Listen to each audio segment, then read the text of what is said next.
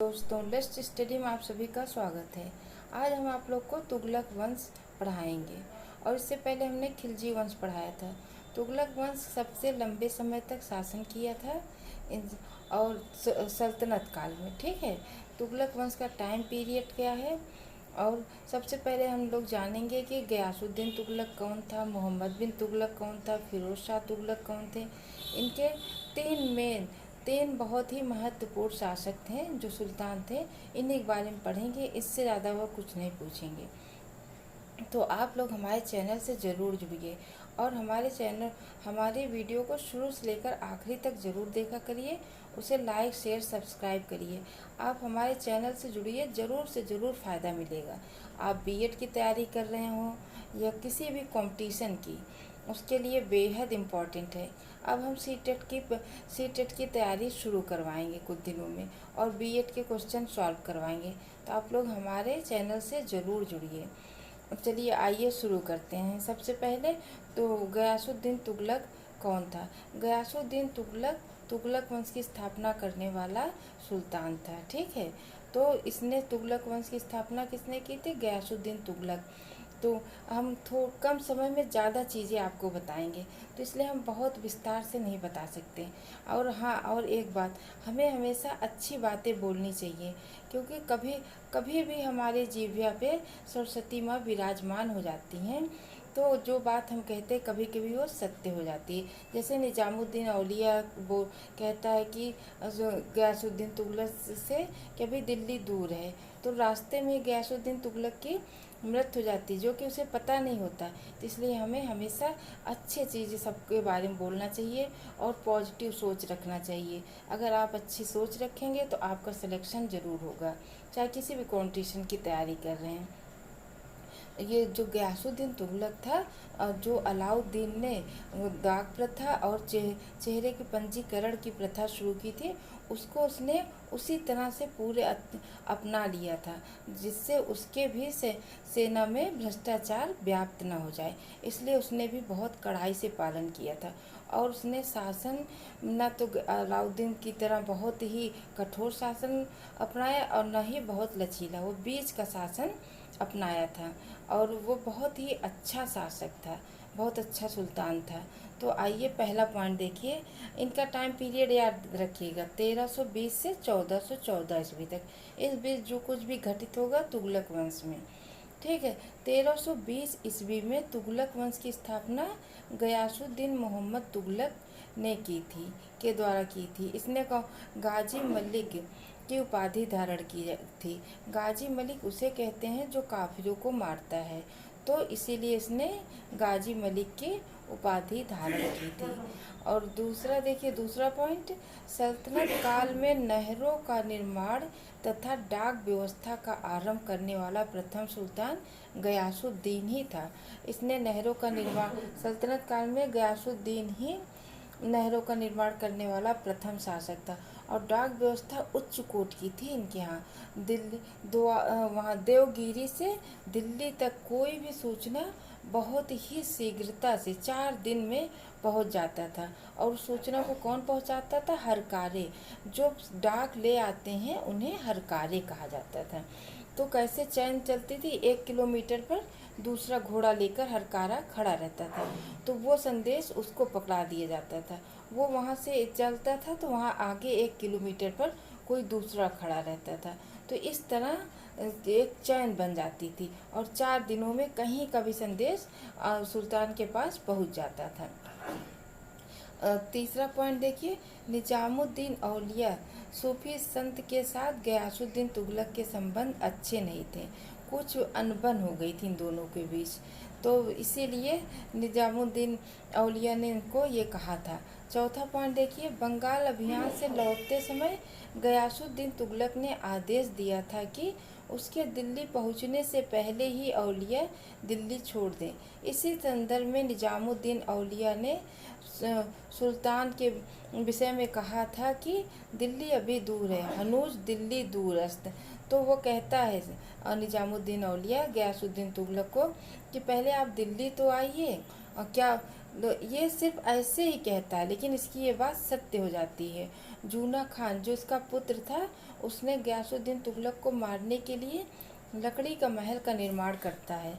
जब गयासुद्दीन तुगलक उसमें जाते हैं तो वो पूरा महल उनके ऊपर गिर जाता है, जिसमें वो दबकर उनकी मृत्यु हो जाती है।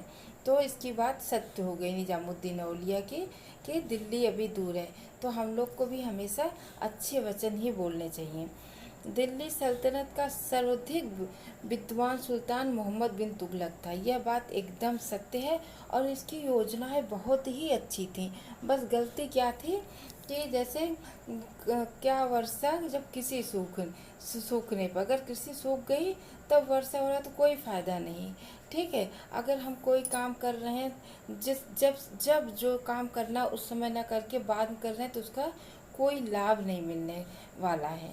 ठीक, तो मोहम्मद बिन तुगलक ने यही सब कार्य किए कि उन्होंने विद्वान बहुत था और उसकी सोच भी बहुत अच्छी थी, लेकिन उसको समय पर नहीं लागू किया। इन्हें कहा जाता है कि पढ़ा लिखा मूर्ख है, लेकिन मैं इन्हें मूर्ख नहीं कहूँगी, मैं तो इन्हें एक बहुत ही उच्च कोटि का सुल्तान मानूंगी, क्योंकि ये बहुत पढ़े लिखे थे। बस इन्होंने चीज़ों पर ज़्यादा ध्यान नहीं दिया कि किस तरह लागू किया जाता। इनकी योजनाएं बहुत ही उच्च कोटि की थी।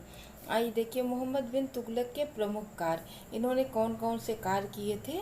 वो राजधानी परिवर्तन, ये इनकी सोच बहुत अच्छी थी, लेकिन पहले इनको क्या करना चाहिए था, राजधानी परिवर्तन करने से पहले लोगों के बीच में आकर बात करनी चाहिए थी, अपने मंत्रियों से बात करनी चाहिए थी, सलाह लेना चाहिए था, और ये कहना चाहिए था कि जिसको दिल्ली में रहना हो दिल्ली रहे, और जिसको देवगिरी जाना है वो वहाँ चले। इन्होंने क्या कहा कि अपनी अचल संपत्ति लेकर, सब कुछ लेकर, जिसके पास भेड़ बकरी गाय जो भी है सब लेकर चलो, तो जो जहाँ रहता है उसको वहीं से लगाव हो जाता है, और सच में बहुत ज़्यादा लगाव हो जाता है। तो इनकी यह योजना इसीलिए विफल हो गई। अगर ये इन्होंने अपने मंत्रियों से बातचीत की होती, राय सलाह लिया होता, और लोगों के बीच में ये बात कही होती कि जिसका मन जहाँ रहने का है वहीं रहे, तो ये योजना इनकी ज़रूर सफल होती।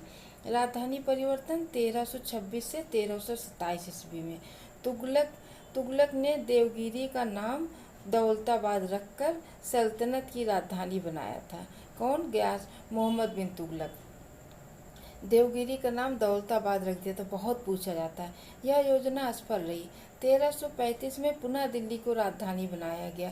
जब इन्हें पता चला कि बहुत सारे लोग रास्ते में मर गए, बहुत सारे लोग इतना ज़्यादा दुखी थे कि मतलब वहाँ उस दुख से मर गए, जब इनको यह पता चला तो इन्होंने अपनी योजना वापस ले ली, इसलिए विफल हुआ। और इसमें इनका पैसा भी बहुत खर्च हुआ था। दोआब में कर वृद्धि, ये भी इनका बहुत ही अच्छी सोच थी कि दोआब में कर वृद्धि की जाए, क्योंकि दोआब की जो भूमि थी बहुत उपजाऊ थी। लेकिन इन्होंने जब यह योजना लागू की उस समय वहाँ अकाल पड़ा हुआ था। जब अकाल पड़ा रहेगा, जब आपके पास खुद खाने कुछ नहीं रहेगा, तो आप सुल्तान को क्या देंगे। तो इनको वहाँ जाकर देखना चाहिए था, या अपने मंत्रियों को भेजकर वहाँ पूरा स्थिति का जायजा लेना चाहिए था कि वहाँ इस समय स्थिति क्या है।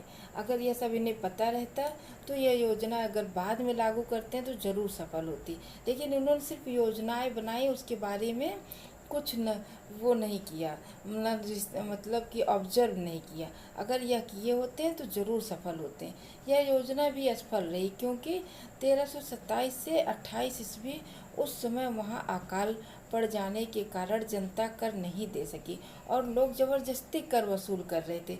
जब सुल्तान को यह बात पता चली तो उसने तुरंत अपनी यह योजना वापस ले ली कि ऐसा जब वहाँ अकाल पड़ा है तो वहाँ कर ना वसूला जाए।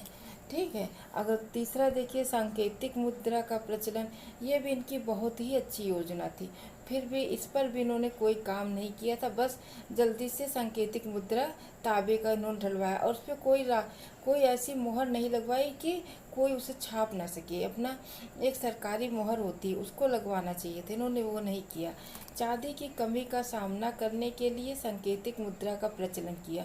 इन्होंने सोचा कि चांदी और सोने की बर्बादी न हो, इसलिए तांबे की मुद्रा का प्रचलन किया, लेकिन इस पर इन्होंने कुछ काम नहीं किया था। अगर इस पर सरकारी मुहर का निशान होता तो कोई यह मुद्रा छाप न सकता, किंतु नियंत्रण के अभाव में यह योजना भी असफल हो गई इनकी।